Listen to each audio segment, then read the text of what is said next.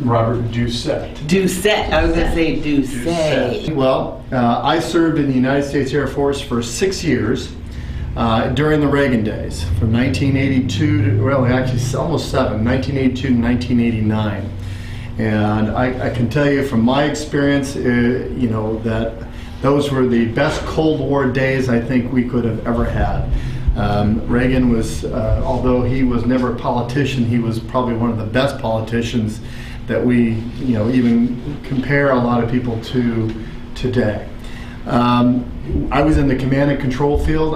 My job was to pretty much work with the wing commander and the base commander in the infrastructure and the war readiness capabilities, and report that directly back to the Chief of Staff of the Air Force. And ironically, I started off at Cape Canaveral, and we did the shuttle missions for a couple of years, and unfortunately, almost all of us knew the outcome that did eventually succumb, because we all talked about the O-rings, and there was a considerable amount of chatter. And I had just left for Japan in 1985, and I woke up one morning to the news and just shook my head saying we all knew that was going to happen. So it was no surprise. It really never is a surprise when things do happen. There's a lot of telltale signs that things are coming, and we just tend to ignore that sometimes. But I went on to 3 years in Japan. We took the base over from the Navy up at Misawa, Japan, and our goal, or war readiness, was Vladivostok. And during the Cold War, it was a cat and mouse game, and our job was to deter the process. And just as I got up there in '85, so did the Korean 007 got shot down just about 100 miles north, conveniently arriving as Robert Leon. So we were there during that time building up the base. We ultimately, in 3 years, we built that base to 2 F-16 squadrons, which I believe are even being outfitted today for future fighters. We increased the base size from, I think it was about 1,000 Seabees to about 6,000 Air Force and their families.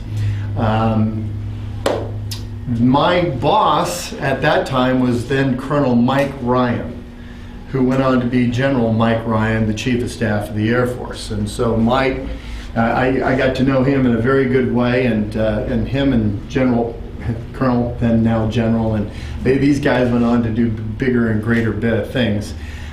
We did a really fabulous job up there, and so it was really exciting for me to be able to go through this process. Now, I say all this because, you know, when I finished my career at Travis Air Force Base, and I got out because I wanted to go on to the civilian side, I look back and I'm going, wow, what an accomplishment. And then I look into this room and I hear some of these stories already. I'm going, yeah, there's just, you know, peacetime is a good time. Wartime is where you really build character. And that's, you know, I can say I did the best I could, but there's some of you in this room that taught me no matter how good of a day I may have had. I think a lot of us tend to do what we do in the military, and we don't do it for recognition, although we're very appreciative of the recognition that seems to be getting better and better every day in the United States. But we do this because we feel, you know, there is a commitment within ourselves to do something for our country because of what we believe in. As we go into honoring this week and the veterans and all of you who've served, and you know, we look back or reflect back on the things that we did. You know, it kind of raises the hair on the back of my neck to see what we've accomplished, and then it raises the hair on the back of my neck to see what we're doing today, and how dangerous the world is actually getting more and more, and how more important our veterans need our support, and what an important role they're going to play in the years ahead. With Nostradamus having said some years ago in predictions that the World War III is going to start somewhere about where it's happening right now, in the Iraq and the Sudan and that area or region of the world. boy, things are certainly heating up pretty fast. And, it's just keep one eye over your shoulder and pray for the best and pray that, he was wrong. And we'll go from there. I'm excited to hear your stories, and I'm glad to be here with you today and to celebrate the Veterans Week. And we'll go from there. Thanks for having me. Talk about my father, Colonel Harold Anderson Taylor. My dad was born in 1895 in Michigan, and he went to the University of Michigan, as did his two older brothers. They all were engineers at the University of Michigan. It was the year 1917, and my dad was a civil engineer at the University of Michigan as a senior. And the Army recruiter came to the class, and he said, "Guys, we need all of you to come over to Europe. We need you to join and be in the Army, because the Germans are destroying their bridges as they retreat east, and we need you guys to build bridges." So the whole class of engineers, civil engineers at the University of Michigan, enrolled in the Army. And they went. They took all the class and they went, and that's what they did. They built the bridges that the Germans had destroyed as they retreated eastward. And at the end of the war, they were assembled in Paris, my uncle and his dad, but my dad's group was told, "We don't have enough ships to bring you all back to the United States. Do any of you want to stay here and study at the Sorbonne in Paris?" And my dad said, "Oh yes," because he'd already studied some French. And so he volunteered to stay behind and study at the Sorbonne. But they didn't send him to the Sorbonne in Paris, they sent him to Toulouse. And he lived with a French family, and he studied French at the University of Toulouse. And there was a daughter in this family. And the family and the daughter, every night at dinner, the daughter was engaged to a French soldier who was in Indochina. And all my dad heard at dinner was, Indochina or no Indochina? Should this daughter marry this man who was in the French army and go join him in Indochina, or should she not go to Indochina? So in my family, anytime there was a discussion, it was always Indochine or no Indochine. And my dad joined, again, the Army in World War II when it came, and we moved to Washington, D.C. from New York, our home. And he was there for several years, but he didn't like all the nonsense at the Pentagon. So he volunteered to go back to Germany, and my mother was very nervous. She had 3 daughters, and she had no job skills. I have 2 older sisters, but my dad went anyway. And at the end of World War II, it was 1946, and we got on the SS Henry Gibbons in New Jersey, and we went across the ocean. My dad met us in Bremerhaven and drove us to Munich, and we were some of the first families to live in Munich after the war. My memories as a 7-year-old are of nothing but bombed out buildings. Everywhere you go, you look and you see an apartment part there with the bathtub hanging down and the sink not there, etc. That's all I remember from being age 7. So they assigned us to a very nice house, and then a second house. And my sister keeps saying that house, that second house, had a swastika embedded in the tiles of the fire, around the fireplace. But I was only 8 by then, and I don't remember the swastika, but the house was wonderful. It was really brand new for its era. And then we moved to Bad Homburg, which is outside Frankfurt. Of course, all the time I went to Army dependent schools, and we had a beautiful 3-story high house with 4 acres, 2 gardeners, 3 maids, a laundress. It was fantastic, wonderful. And of course, every weekend we drove somewhere because the European countries are close together. And my dad was then chief of industry, and his boss was instrumental in making sure that in 1946 the Germans were allowed to make beer. Some of the higher-ups said they can't make beer, they need to make bread. But Colonel McGifford said those Germans, those Bavarians, need their beer. That was very important for them. And afterwards, we moved to the American Department Development on the Rhine, Bad Godesberg, because the German government moved from Frankfurt to Bonn. And so I was in Germany for 6 years. And I was very proud of all the work my dad did. And I think he came back to the United States in time for me to go to 8th grade, because otherwise I would have been thrown into a high school class with 1,200. I mean, a high school with 1,200. Instead, I got home for the 8th grade. And now, because of 6 years in Germany, I'm a German teacher. Unemployed, no, never while I learn German. I'm Bill Klein, and I joined the Navy during the Depression. Figuring, well, I didn't care for any jobs that I worked at. So anyway, I joined the Navy in 1940, and then I was sent to Bremerton, Washington, and assigned to the USS Pennsylvania. Well, anyway, I won't go through all this. So anyway, in Hawaii, the ship Pennsylvania went to Hawaii, and we'd go out on maneuvers every Monday and Friday. And Admiral Kimmel was aboard our ship. So I became a radio man, and the radio shack was 3 decks below. But we were, 2 weeks before Pearl Harbor, I was assigned to the second deck, the aft part of the second deck, for my general quarters. And they decided to put us in dry dock. So the 2 weeks before Pearl Harbor.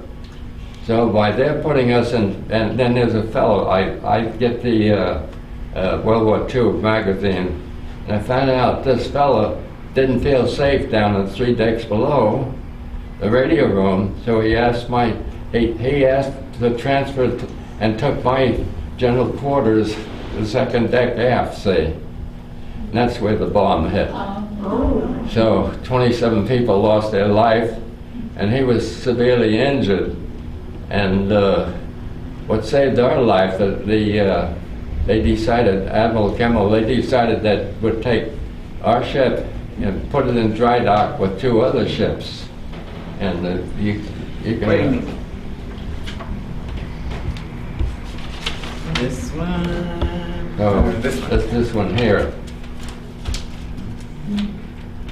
So this is the Pennsylvania here, and Cason and Downs, 2 destroyers in the dry dock were destroyed, and we got hit with that a bomb aft, see, but they couldn't send any torpedoes into us. So I'm here because of that. So anyway. Pearl Harbor was quite a surprise for all of us, you know. We didn't realize that was going to happen. And so the first wave of bombs, first wave of planes came over, and they started dropping bombs. Of course, the Arizona was one of the ones that was most heavily damaged because the bomb somehow got down below deck where the ammunition went, and the whole thing exploded. So they have a memorial there, the Arizona, as a memorial. So I have a list of all the ships that were damaged, and quite a few ships. So I remember there was 2 waves of bombing, and then when I managed to get up on deck, if the Oklahoma was completely turned over, and it got it evidently got hit with a lot of torpedoes. So and then that there gets tells you exactly what happened to all the ships. So Pennsylvania was lucky, and I was very, very lucky, to tell the truth. So the Oklahoma, I remember being after the Pennsylvania managed to get the propeller back on again and get back to the States.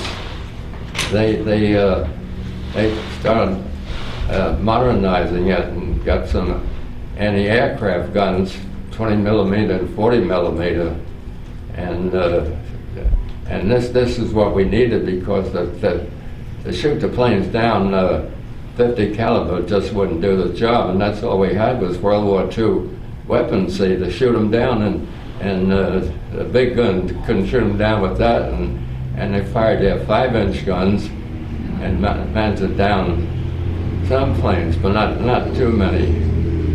So anyway, that was in March, and then I asked for a transfer back to the destroyer, which was being built in Staten Island, New York, say, and I was born and raised in Long Island, New York.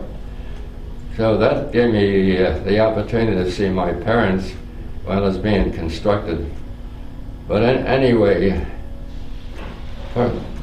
I'm mainly here to tell you about Pearl Harbor, but I went through the entire war.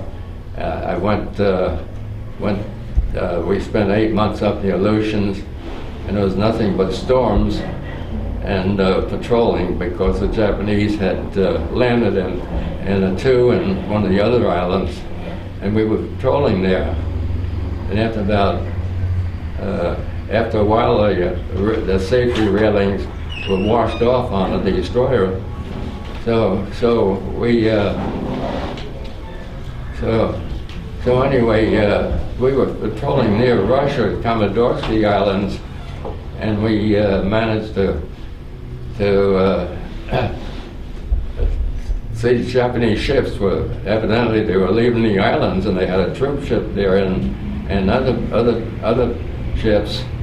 And so our captain, they asked for a volunteer to go in and make a torpedo attack, and our captain volunteered. So I was up on the bridge, and I calling out the distances. See, in order to let go of your torpedoes, you had to get in at 9,000 yards. So every time we zigzagged this way, the shells would come here, and zigzag that way, the shells would come here. We finally got in at 9,000 yards, and we let go of our torpedoes. And we hit, I could see it on the bridge here, we hit a cruiser, and I could see the explosion and everything else. Until at that time we got hit, and we got hit below the water line, and that disabled the ship. All electricity, everything was shut down, and we just stood still in the water there. And we thought, well, this is it. This is the end of it. We had no power, no nothing. And the Japanese kept going for some reason or other. I never could figure that out. I'm glad they kept. So I thought, you only last about 2 or 3 minutes in the water, see. It's so cold there, you know. So we managed to get the aft engine room going, and we lost 7 sailors there. And we managed to go to Attu on the peninsula is the last island, the Aleutians. You have Kodiak, Dutch Harbor, and Attu. So they took the bodies, left the bodies there, you know, and we managed to get back to the States with one fellow. But anyway, that was a miracle. But I was up in the South Pacific. I'm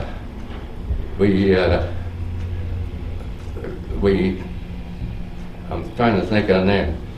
So we started actually we went to New Zealand and picked up the Marines, because Marines in the South Pacific, they were mainly doing the fighting. And we escorted them back to Tarara, and we started taking the islands back, because the Japanese had taken all the islands, and and they were really had taken most of the islands in the South Pacific. So that was the start of our starting to move that back in '42, I guess. And so anyway, we bombarded the island, and we took over that island, and then the next island was Kwajalein, and I remember we would we would fire our guns every opportunity you had. And I remember a pillbox being blown up, and the palm trees, as they were moving along, all the palm trees lost their leaves, and there was just bare limbs, you know. And so we, to make it, well, we took over that island, and when in Kwajalein, I was helping the chief who took care of all the radar and radio and stuff like that. So I was helping him, plus being radioman, and so they asked me if I wanted to go to school, electronic school. So anyway, I left.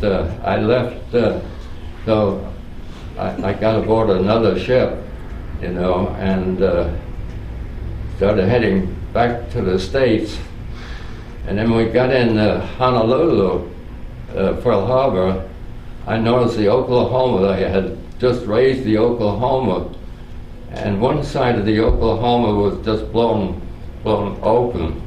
And what happened to the Oklahoma? They probably took it out and sunk it, you know.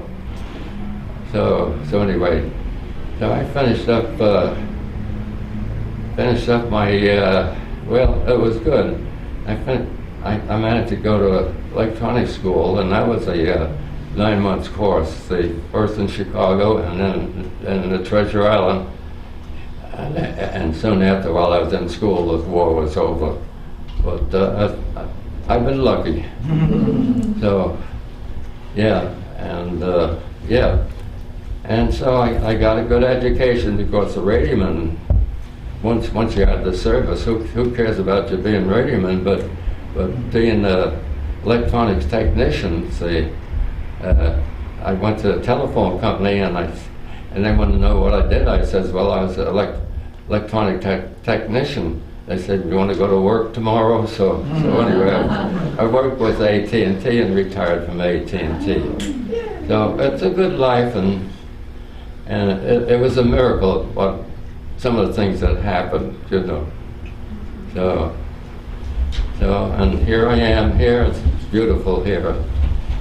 So getting up in age, so don't hear too well. Hey, Bill, it takes luck to get old. Yeah. That's right. It takes luck to get old, he said. Yeah. Anything else you want to show us in here? Well, this is the Pennsylvania here, and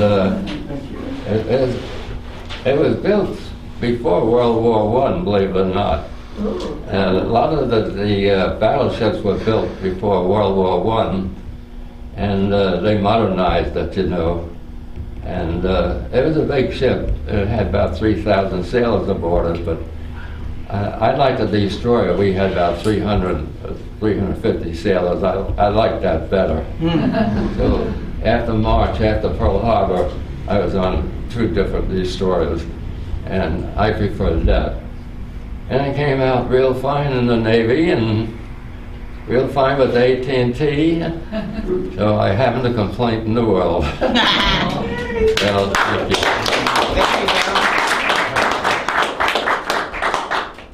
I should have had you put your Pearl Harbor's hat Pearl on. Harbor Survivors. I belong to Pearl Harbor Survivors Association, and they disbanded. You know why? Not enough. They're all going up to heaven. And not too many of us are left. My name is Robert Leon, and I'm a former United States Marine Corps. And if there are no other Marines here today, I just want to say happy birthday to them. This is their 240th birthday. And there was one fella that brought it up today. There was several veterans there. There was at least 3 dozen veterans from all the wars. I cannot tell you how proud I am when I'm standing or even looking at other vets, especially the Korean and World War II vets. You guys are what we kept going in our generation. And this is in the 60s. It started in the 50s, of course. I grew up in Oakland and San Leandro. I come from 5 siblings. My dad was served with the 8th Army Air Corps in the Northern Theater. And both my brothers and myself all went to Vietnam. Not so much following in his steps because he was still Army. I've been working on a project with Val Lasco, who just had knee surgery back here. And Val is a former Vietnam veteran and Air Force. Everybody just thinks of Air Force. They think of Navy, but I know Navy guys. In my capacity as chairman of this committee, I know there's a lot of guys that did a lot of good things and a lot of scary things.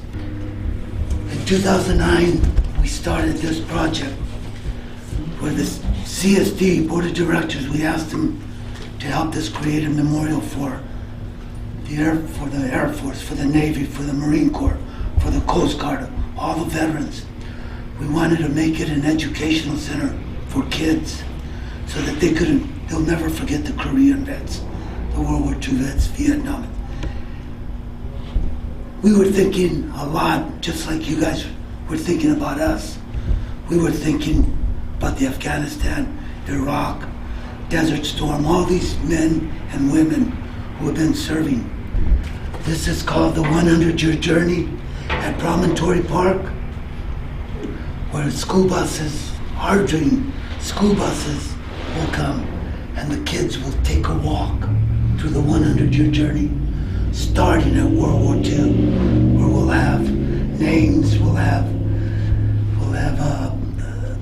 intel. Is we haven't really formally asked them, but they've come forward, some employees, indicating kids will be able to use their smartphones and they'll hit it with a Digimark and it'll show them. And that's where we can have pictures of Dorado Hills veterans in there. It'll go all the way through Korea, Vietnam, Cold War. We've got an area designated for moms. We've got an area where veterans and their families can get married, have their own private ceremonies there. We've got a maintenance agreement now with the CSD, and they're on board with that. We'll develop a committee of citizens that will run that. They were concerned about the maintenance, kids, graffiti, stuff of that nature, and we of course told them that we had plenty of people that would watch it. But all these items that we're looking at will be in material that it's going to be pretty hard to face. And if they do, then they're going to have to answer to a lot of Marines, I know. For me, it's a pleasure doing this. Val is the co-chair. He's my right-hand man.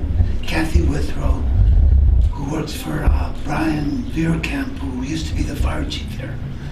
She's the other co-chair, and her dad was in Korea. Everyone in this that's working on this has got their heart and soul into it, as we do. Nobody gets paid a penny for it.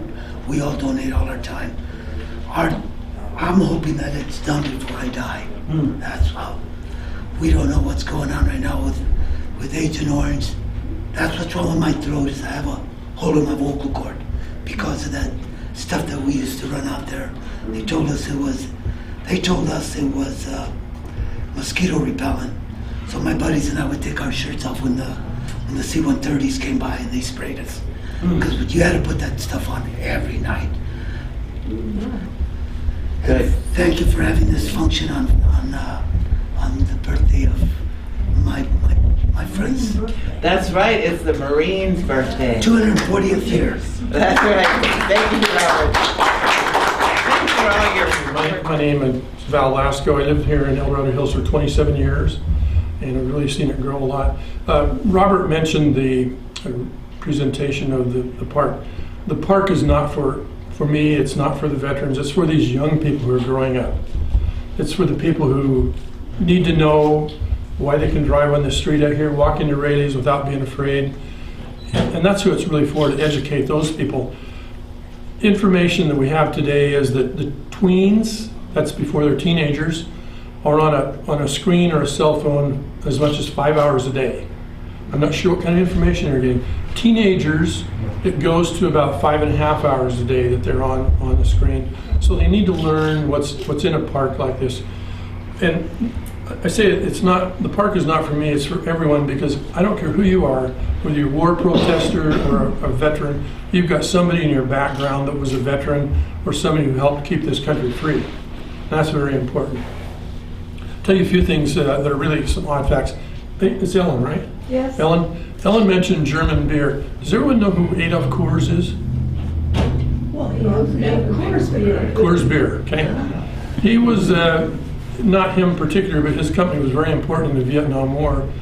During the gold rush period, they made what's called a crucible to put the gold ore in when it's refined down, and they melted it down and made what's called a button of pure gold.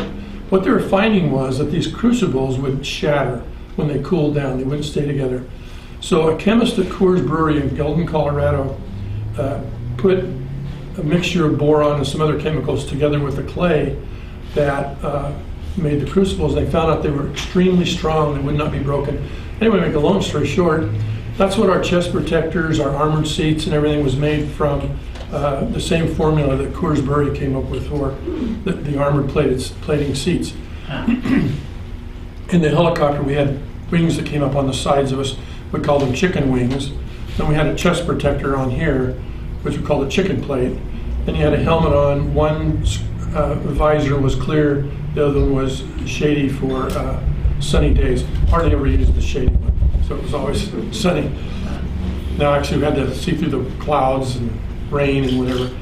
A couple odd facts about Vietnam. Vietnam lays 8 degrees north latitude up to the DMZ, which is 17 degrees north latitude. You know what the latitude is of Dorado Hills here? It's 38 degrees 2 minutes. So, which means that the atmosphere, the conditions in Vietnam were a lot like central Mexico, only much more moisture because of the South Pacific influence, and also the South China Sea. During World War II, when I first was stationed at Cameron Bay, there was a big bunker in Cameron Bay, and we would go into the bunker, and some of the people showed us markings on the walls of this bunker. And apparently, I'm not sure this fact is correct, but this is where the Japanese brought their ships in to be refueled and rearmed before they went out and hit Pearl Harbor. Now, it could be a rumor, but it's been substantiated by some other people. I can't say it's true or not. Anyway, a few things about what I did. When I got to Cameron Bay, that's where we were based, but we flew from 8 degrees north latitude up all the way up to the DMZ, the whole country. When I first got there, there was a name on one of the bunks, and it was Jim Fleming. And I'd say, well, where's Jim? You know, Jim's been gone for a while. I said, well, where'd he go? He went to Washington, D.C. He said, what for? He said he was given the Medal of Honor. So I was taken over for some guy who just got the Medal of Honor. Me, I didn't know anything about it. I thought French Indochina was a suburb of Paris when I first got over there. But anyway, I flew both gunships and slicks. I flew slicks for a short period of time because I didn't like what they did. I like to rock and roll, you know, have the guns going and shooting up things. But the helicopters I flew there's only 35 of them. They were called Super Hueys, or N models. And at that time, they had no markings on them whatsoever. No decals, no American flags, no engine markings, nothing. The engines were built in Canada. They were twin Rolls-Royce Pratt & Whitney engines, and the helicopter body was built in Texas. The reason they didn't want any markings on these is because we were flying in Laos and Cambodia. Up till about 2003, when my unit got the Presidential Unit Citation Award, that was a big secret, but now it isn't. So we flew a lot in Laos, a lot in Cambodia, and some over the DMZ. I didn't get up there too much, but I did see the DMZ. My main job was to work with what's called long-range reconnaissance patrols. They're usually made up of 6 people, Special Forces guys, Navy SEALs. Some of the SEALs were Mountain Yard Indians who were trained in a city called Nha Trang. It was a very strenuous, extremely difficult training for the Mountain Yard Indian soldiers. They came from villages, usually in the highlands or toward the north. I was in some of the villages that they lived in the same place for 3,000 years. And very, very interesting people, very interesting part of the world. Another strange fact about that, when in the 1300s, when the Great Plague went through Europe, it came into China, it stopped right at the Red River Valley. So talking to a few of the mountaineer people in their broken way, we could figure out what went on. Well, what happened was the rats who were carrying the flea that carried the virus for that disease stopped at the Red River Valley because the mongooses who lived in Vietnam were eating the rats. So therefore it didn't spread. So anyway, the teams that we put in the country, what we're doing specifically is gathering information about who is coming down the Ho Chi Minh Trail. Does everybody know who heard of Ho Chi Minh? Okay, that's not his real name. Ho Chi Minh means enlightened one. I can't remember I've read his Vietnamese name, but I can't remember it offhand. But anyway, the trail was about 2,400 miles long, and it had several offshoots into South Vietnam, and several going the opposite way. My first tour in Vietnam, I flew KC-135 tankers, and we flew 3 different types of missions. There was Arc Light, which was heavy B-52 bombings. We flew Young Tigers, who were the F-4s, F-105s up over the north, and one other mission called Young Tigers. I can't remember the other one. But it was the foreign countries who were involved over there. Australians and New Zealanders. There's 21 other nations involved in Vietnam. What was going on? That's not a real heavily known fact, but that's what it was. But anyway, I was able to see missiles fired from North Vietnam. We were not allowed to go over the 17th parallel, but we could see the surface-to-air missiles coming up toward the B-52s or fighters that went in there. The reason we were inserting people into the field like we were was to track how many people are coming down the trail, what kind of trucks, tanks, or whatever. And then this information would go back to headquarters. They would decide what to do to bomb or whatever would happen. A lot of times they'd go in and bomb a bridge that was there. The next night we'd be in the same place. The trucks were just rolling through, no problems whatsoever. Well, the Vietnamese would build a bridge which would go over the water. Then they'd build another bridge about 12 inches under the water. The trucks would just drive through 12 inches of water, no problems, away they'd go. They're very smart people. Some of the things that I carried when I flew, I had a 9mm parabellum pistol under this shoulder here. Had a 40mm grenade launcher. And just as a pilot, we had to have all this stuff because we were shot down. We had to have an ability to defend ourselves so that our crews could come and pick us up. And their job, no matter what happened in their life, was to pick you up. We were dedicated to each other. Before we went on a mission, a lot of times we'd hug together, and no words were spoken, but we knew what we were doing. I was there for you. I was going to pick you up no matter what. And that's just the way it was. Also, another thing I carried was I had $100 in Vietnamese piastre in my flak jacket, and I had about $50 in $1 bills, American. So the theory was bribe somebody, pay them off. Then the last resort was your bloodshed, which says, hey, my country will take care of you if you bring him back to friendly forces. But at the memorial that Robert spoke about 2 years ago, I had an opportunity to go there with some friends of mine and some veterans. And I told my wife, I said, I want to read the names of 19 of my squadron mates who I lost. And I thought, am I going to be able to do this? I said, hey, I'm late in my 60s, pushing 70s. Can I really do this? While I was driving down to the memorial, I drove by a house that had a real estate for sale sign on it. And it was exactly the name of one of the people we lost. And I couldn't get through it. I told my wife, I said, you're going to have to pick this up at about number 15 or 16 and finish it for me. But anyway, the memorial, I just can't imagine how valuable that's going to be for our community. So, any questions? The animals in Vietnam was really interesting to me too. There was a lot of elephants, the small-eared Asian elephants, tigers, Komodo lizards, snakes, a lot of poisonous spiders, and the mosquitoes were just great. I loved it. The people that flew the Agent Orange that Robert spoke about were called the ranch hands. They figured they were working on the ranch, spraying the beads. But, thank you. Thanks, Al. My husband and I, after we retired in '91, we did a lot of traveling to Europe. We went to France 15 times in a row.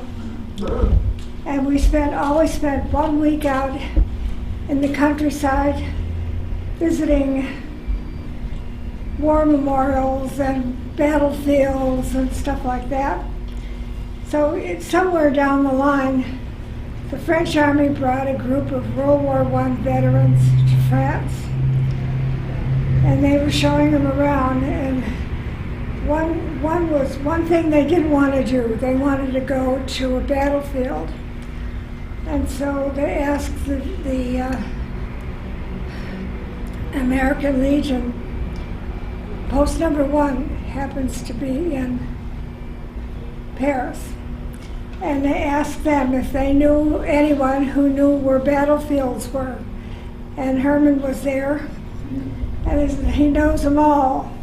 So they asked us to be tour guides.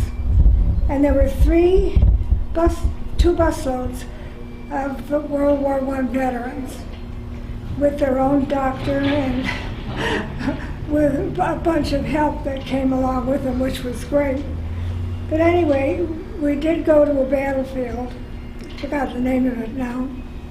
But anyway, a lot of them had been there in that particular battlefield. And what struck me is that the guys were all talking about their experiences, and the wives were writing it all down because they had never heard any of it before. And there was a gentleman standing next to me, and his name was Alex. And Alex was crying like a baby. And I said, Alex, what is the matter? And he said he was there at that battlefield, and his job was to count the dead people. And so it just overtook him, and he was just crying and crying. So I put my arms around him, and he put his arms around me, and then finally he stopped crying. And for years, until he passed away, we corresponded with each other, which I thought was great. Yeah. So that's my story. I have to tell about Alex. Thank you, Betty. Jim Miner is on our senior council volunteer group here and helps us out an awful lot.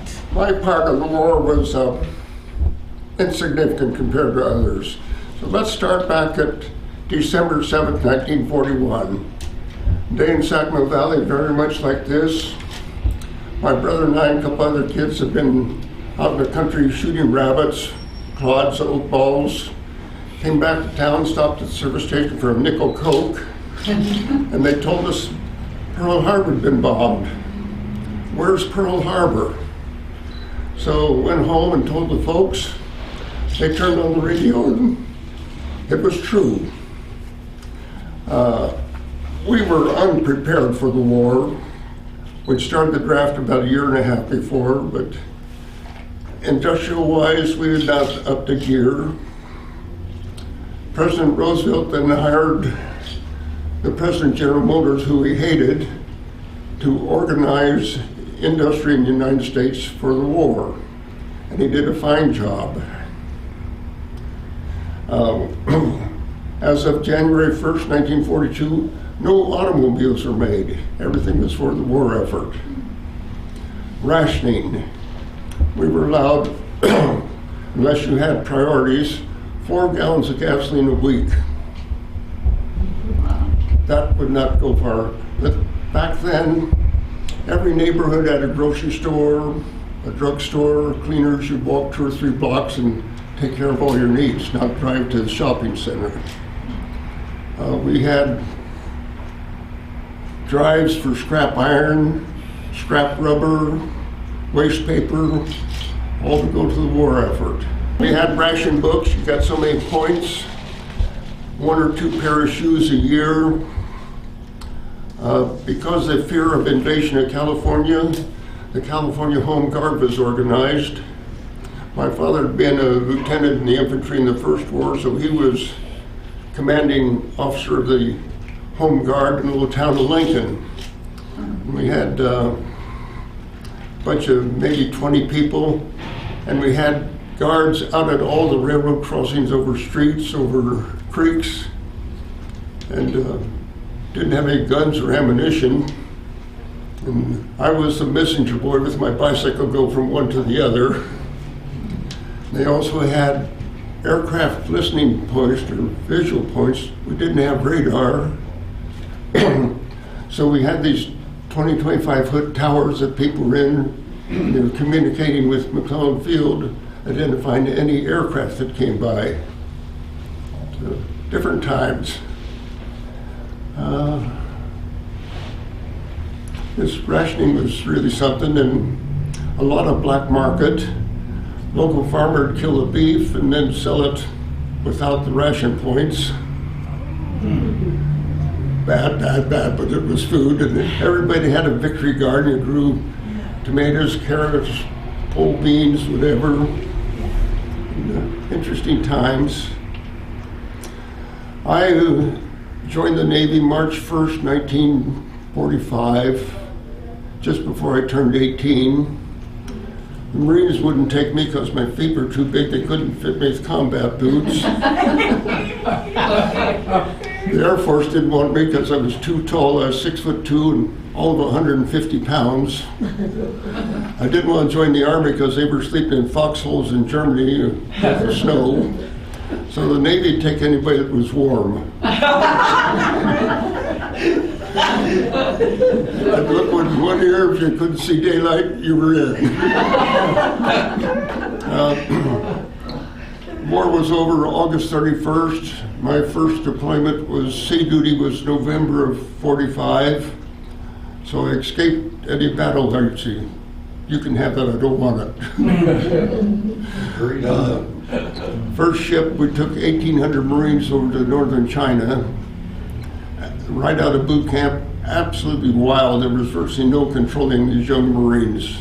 They were going out and settled the world. Then we brought back 1,800 Marines from northern China. These fellows had been through 2 or 3 island invasions. And if you told them to stand in the corner and whip with old Dixie, that's all right, they would. They were going home. But, I had 2 dangerous things. Going into northern China, we were doing mine sweeping. The normal minesweeper vessel, about 100 foot long, made of wood, 8-foot draft. Because there's magnetic mines, there's contact mines, and there's pressure mines. The bow wave would set them off. We discovered 2 or 3 of them up there and exploded them with ordnance. And during the night, one bumped the hull. Thank goodness it was a dud. We all made it home safe. The second most dangerous thing I ever did was in my sailor suit. I went into a bar that was full of Marines. I left in a hurry. And I did go to electronics school. I got out in August of 49. Went to school on GI Bill for 4 years and then went into the business world. But those war days, everybody was working for the war. There was no conflict among civilians except the war. Just work to get the war won. Thank you. We certainly do thank all of our veterans. It's our opportunity to bring everyone here and say thank you for your service, thank you for all you've done, and we wouldn't be here today without you.